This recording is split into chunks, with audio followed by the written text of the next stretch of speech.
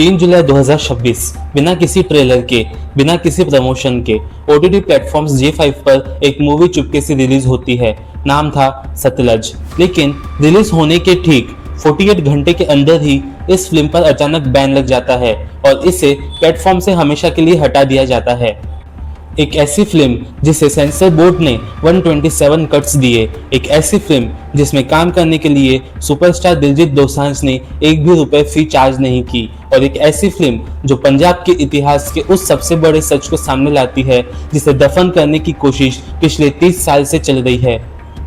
क्या था इस फिल्म का सच? कौन थे जसवंत सिंह खालरा जिन पर यह कहानी आधारित है, और आखिर सरकार इस फिल्म को दुनिया के सामने आने से क्यों रोक रही है?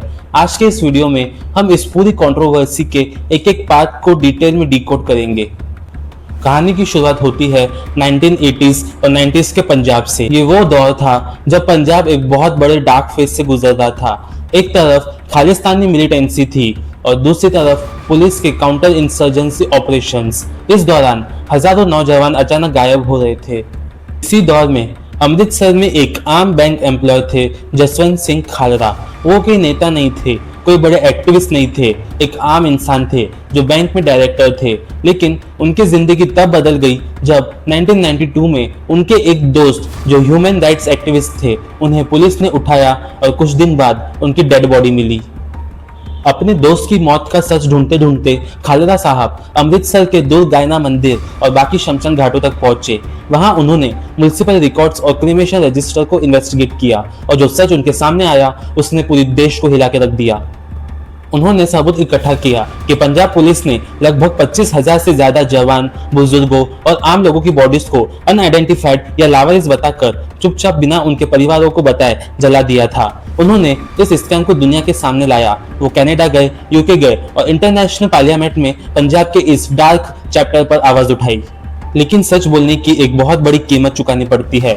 6 सितंबर 1995 जब खालरा साहब अपने घर के बाहर खड़े थे, तब उन्हें कुछ पुलिस वालों ने किडनैप कर लिया। उसके बाद वो कभी वापस नहीं लौटे। उन्हें ब्रूटल टॉर्चर किया गया और उनकी लाश को सतलज नदी में बहा दिया गया। उनकी पत्नी परमजीत कौर खालरा ने हार नहीं मानी। 10 साल लंबी लीगल फाइट के बाद आखिरकार सुप्रीम कोर्ट ने पंजाब पुलिस के 6 बड़े ऑफिसर्स को खालरा साहब के किडनैप और मर्डर के जुर्म में उम्र कैद की सजा सुनाई। अब आते हैं फिल्म पर। डायरेक्टर हनी त्रेहान और प्रोड्यूसर रॉनी स्क्रूवाला ने जब इस सब्जेक्ट पर फिल्म बनाने का सोचा तो उनको पता था कि उनका सामना एक बहुत बड़ी दीवार से होने वाला है। फिल्म का सबसे पहला नाम रखा गया था घालू घारा, जिसका पंजाबी में मतलब होता है कत्लेआम। लेकिन सेंसर बोर्ड ने इस नाम पर ही ऑब्जेक्शन उठा दिया। फिर नाम बदल कर रखा गया पंजाब 95। ये फिल्म 2022 में सेंसर बोर्ड के पास सर्टिफिकेशन के लिए गई तो बोर्ड ने इस पर 127 कट्स की डिमांड कर दी। सेंसर बोर्ड का कहना था कि फिल्म से पंजाब पुलिस की ब्रूटैलिटी के सारे सीन्स हटाए जाएं, कनाडा और यूके पार्लियामेंट्स वाले डायलॉग्स को बदला जाए, और सबसे अजीब डिमांड, फिल्म के मेन कैरेक्टर जसवंत सिंह खालरा का नाम बदलकर कुछ और रख दिया जाए। डायरेक्टर हनी त्रेहान ने साफ मना कर दिया। उनका कहना था कि अगर नाम ही बदल दिया तो ये बायोपिक कैसे रही। दिलजीत दोसांझ इस प्रोजेक्ट के लिए इतने पैशनेट थे कि उन्होंने इस फिल्म के लिए एक भी रुपया फी चार्ज नहीं किया ताकि फिल्म का पूरा पैसा इस लीगल बैटल में लग सके। फिल्म को 2023 के Toronto international film festival TIFF से भी अचानक विड्रॉ करवाया गया। जब मेकर्स को समझ आ गया कि ये फिल्म इंडिया के सिनेमा घरों में कभी रिलीज नहीं हो पाएगी तो उन्होंने एक स्मार्ट लीगल लूपहोल का इस्तेमाल किया। इंडिया में रूल है कि थिएटर्स के लिए सेंसर बोर्ड का सर्टिफिकेशन चाहिए, लेकिन OTT प्लेटफॉर्म्स पर डायरेक्ट रिलीज के लिए CBFC की परमिशन कंपलसरी नहीं होती।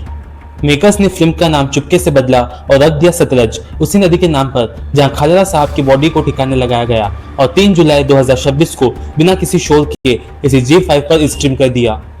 जैसे ही लोगों ने फिल्म देखी, इंटरनेट पर तूफान आ गया। दिलजीत दोसांझ की परफॉर्मेंस को उनके करियर की बेस्ट परफॉर्मेंस बताया गया, लेकिन ये खुशी ज्यादा देर तक नहीं टिकी। रिलीज के ठीक 48 घंटे बाद 5 जुलाई 2026 को ministry of information and broadcasting और गवर्नमेंट के प्रेशर के बाद J5 ने इस मूवी को पूरी तरह से टेक डाउन यानी रिमूव कर दिया।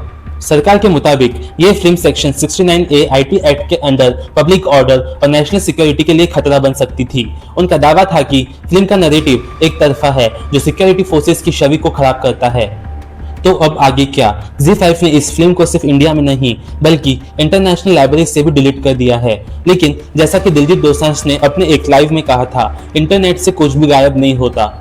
इन 48 घंटों में ही लाखों लोगों ने इस फिल्म को डाउनलोड कर लिया, लेकिन आज ये फिल्म टेलीग्राम और अदर वेबसाइट पर आग की तरह फैल चुकी है। दूसरी तरफ पंजाब और हरियाणा हाई कोर्ट में एक PIL public interest litigation file की गई है, जिसमें सरकार के इस बैन को फ्रीडम ऑफ स्पीच का वायलेशन बताया गया है। सतलज सिर्फ एक मूवी नहीं है, ये एक आम इंसान की वो कहानी है जिसने देश के सिस्टम से लड़कर 25,000 परिवारों को इंसाफ दिलाने की कोशिश की। फिल्म पर बैन लग सकता है, लेकिन सच्चाई पर नहीं। आपका क्या मानना है? क्या इस फिल्म को बैन करना सही था, या हर एक भारतीय को पंजाब की ये सच देखने का हक है? अपनी राय नीचे कमेंट सेक्शन में जरूर लिखना।